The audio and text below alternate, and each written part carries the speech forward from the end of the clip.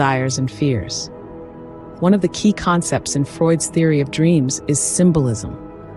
According to Freud, the content of our dreams is not always literal, but instead is often symbolic of our unconscious desires and conflicts. For example, Freud believed that certain objects or actions in dreams could represent sexual or aggressive impulses. These symbols can be highly personal and may vary from person to person. Freud also believed that dreams have a manifest content and a latent content. The manifest content is the actual storyline of the dream, while the latent content is the hidden meaning behind the dream. By analyzing the symbols and themes in a dream, Freud believed that we could gain insight into our unconscious mind and better understand ourselves.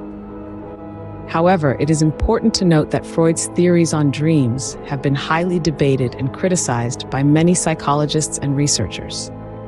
Some argue that dreams are simply a result of random